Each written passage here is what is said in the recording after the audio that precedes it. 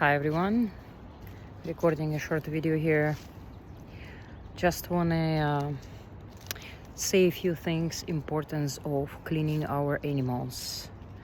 I'm sure many of you have pets at home, birds, dogs. Most of the people usually concentrate on dogs, cats, but a lot of people these days have raccoons, have even squirrels. I even sometimes watch some funny compilation about the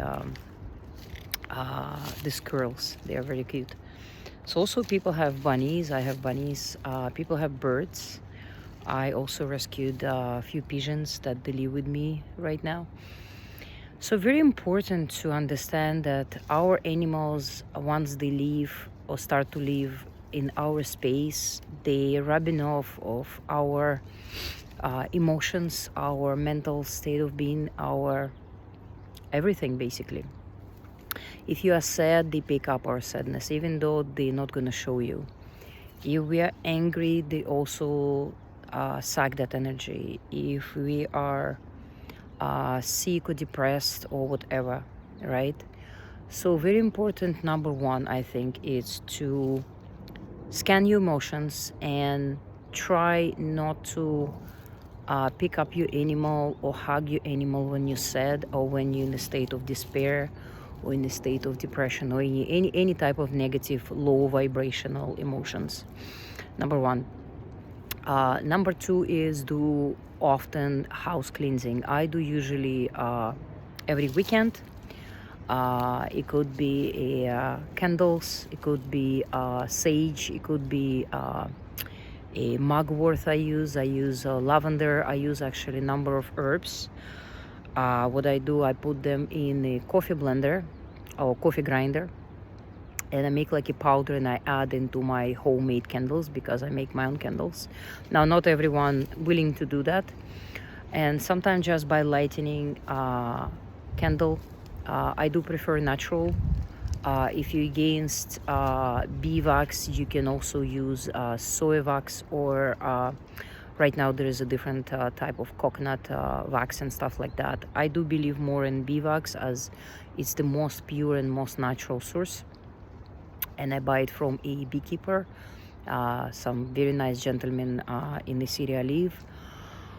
Why do we need to do that? Well, fire, as an element of fire, usually helps to clear the space, right? Clear the space from negative emotions, from low vibration, right?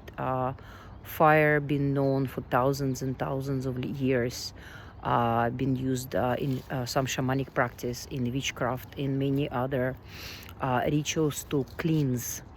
So if you have multiple rooms in your house or in your apartment, I would say put the candles everywhere on that day at the same time, and walk counterclockwise. So see how your clock goes, right? If you have a regular clock at your place, so counterclockwise will be the opposite, right? With some herbs, with some sage. Also make sure that you open the windows after the ceremony, because if you have animals, of course, we need to make sure we're not gonna make the place full of smoke and full of those particles that burning and need to be basically vented, right? What also I use natural minerals as selenite. I use different crystals as amethyst, clear amethyst, smoky amethyst. I put them at the corners of each of my room. Some crystals need to be cleansed. I use sometimes moonlight, sometimes I use a sunlight. I use a salt. I dip my crystals in a salt, in a dry salt, in a sea salt, and keep it there for a half day, sometime a day. Your intuition will tell you, right? If you work on your intuition and intentions. What else? Say a prayer or a mantra if you depends on your beliefs and religions. Saying prayer mantras is very powerful while you're looking at the candle. and go from room to room and set the intention of that space. Set the intention as to bring positive vibration, loving vibration. So imagine as if you concentrate on your heart chakra, as you immensing, as you radiating that loving, clean, pure light from you, because we are the biggest crystal, right? We are working electromagnetical field, right? And whatever we immense, whatever we feel, we basically filling in our spaces, filling in our clothes, filling in our jewelry. That's why very important also when you go to sleep, before you go to sleep, take off all your jewelry, rings, nose rings, necklaces, everything, because those things get a lot of information while you're wearing them during the day. And when you sleep, you open to receive anything. So I would say keep them away from you. Just take it off, put it in a bowl of salt, or just like leave it in a moonlight, or just leave it, because if you don't wear it for the entire night, usually they get that energy basically leaves leaves those places, right? Or those things. So about the animals again, sometimes if it's a cat, some cats love candles and they would even approach the candle very close. So you got to be careful and mindful about the protecting your animals from the fire or from direct smoke, so that the animals not going to be set on fire. Of course, that's important. For the birds as well, I have a special candle holders from IKEA. So it's basically like a little house for your candle. So keep it safe, but remind you never fall asleep with the candle that is burning, is because that's the biggest reason of house fires. So always make sure your fire is done, it's over, and then you can go to sleep in a nice clean space. What else? Another suggestion for the candles, a lot of people I see they blow on the candle, or they do some kind of crazy stuff, which is, first of all, it's disrespect to the element of fire, and is not the proper way. If you want to stop your candle, do a candle stopper or a fire stopper. Or what I do sometimes, I stop with my 2 fingers, and that's it. If you have something in the glass jar, you can cover it, and because no oxygen gets into the flame will be stopped in a few seconds. So those few suggestions are, I think, important. So beside all that, I would say make sure, again, when you come in from outside, if you have a minute, always take a shower when you come in from outside. Wash your face, brush your hair, if that's permitted, if you don't wear like some type of braids or whatever.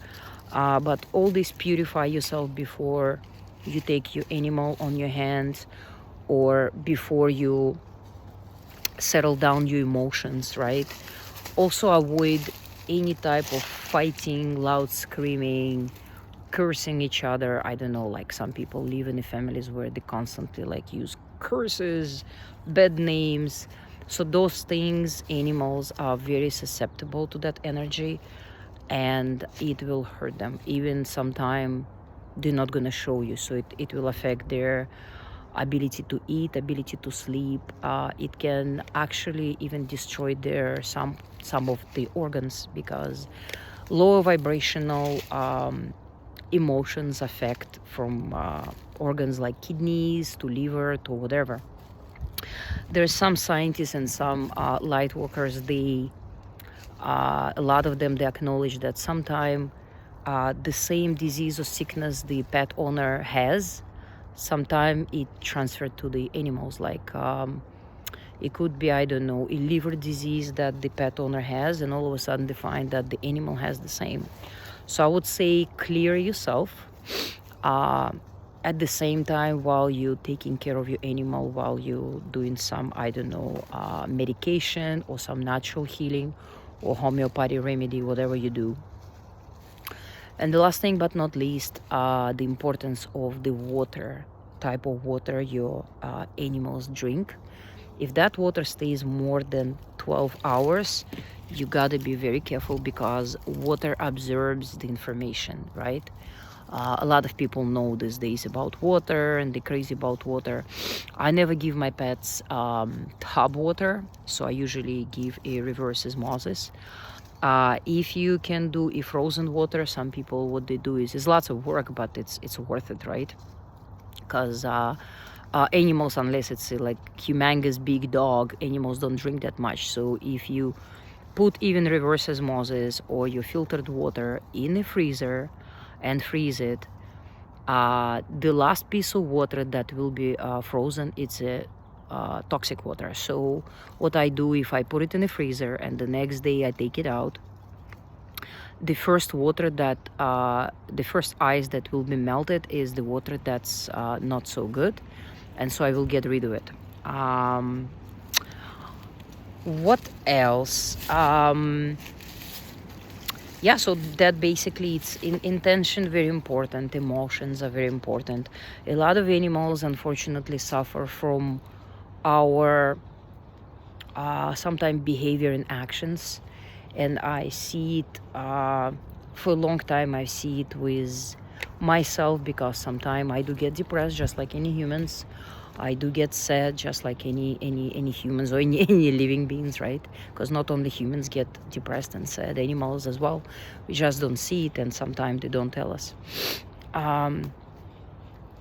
So purify your house. Like I said, if you're coming from outside and you've been like stuck in the traffic or been at work, or you had some unpleasant conversation with somebody, even if you didn't have all that, being exposed to nowadays society, let's say honestly that people are not kind. Very few people are really kind. Most of the people are faking their kindness, and sometimes a little comment, a little whatever can leave some I would say negative energy on you, on your aura. So it's very, very important. I have to basically kind of emphasize on that, to do a cleansing, a little cleansing procedure when you get home, such as take a shower. If you cannot take a shower, then at least wash your hands, wash your face, brush your hair, and settle that nice, loving environment in your home. Very, very important. And I see that some people, I see some older people that are keeping their animals, and those animals live long life, like 14, 15 years.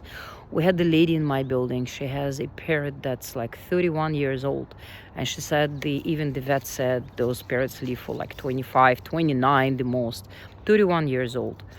And that lady is extremely positive. She never gossips. Older lady, right? She never gossips. She never talks bad about other people behind their back. She only talks about a little bit of politics, but that's about it.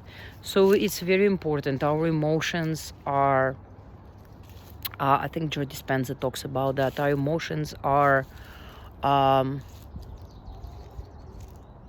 something emotion. Anyway, I try to quote him, but I can't quote because I don't remember the exact phrase. So our emotions are, they are real, right? And they can affect, of course, it's affecting us.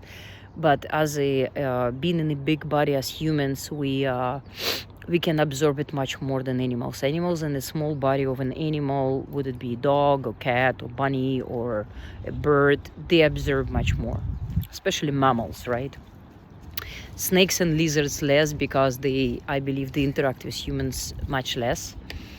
Also fish. Some people I know, they keep buying fish and that fish keep dying. And I'm like, well, maybe it's not a good idea for you to get the fish again. But they still buying it because they just want to decorate their house. So remember, animals, whatever they are, from birds to bunnies to whatever, they're not decoration. They are our companions. And they are here to teach us unconditional love. They teach us understanding. They teach us many qualities that most of humans are unfortunately lacking. So, Yeah, this video was mainly made about animals today, because recently I lost a few, and trying to send this message.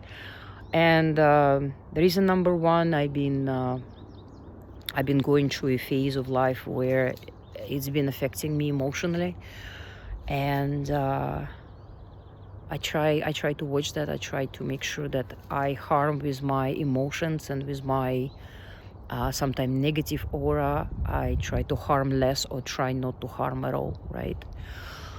So keep it in mind. And yeah, so I'll be ending this video right now. Love your animals unconditionally. Remember, they are not objects. They are living beings, and they are living souls, just in a different form of the body. And some of those souls maybe been humans before, or maybe they're gonna become humans after. It doesn't matter what people say or what religions say. It's what it is. Some people say because some people are not behaving well, they became animals like dogs or pigs or whatever. Perhaps, but that doesn't give us a reason to treat them bad.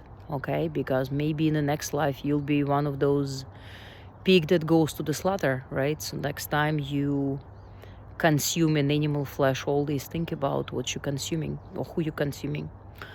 I'm not talking about veganism in this video. I am vegan, but however, love animals, at least those that are near you, around you. If you see wild animals, don't treat them bad. They don't deserve it. And remember, karma is the thing. What you send into this world, what you send around you, it's like a boomerang. Sometimes that boomerang goes not as fast, but it will hit you right back in time. Okay? All the best, peace and love, and I hope this message will get to your heart. Thanks, and I'll see you in my next video. Bye now.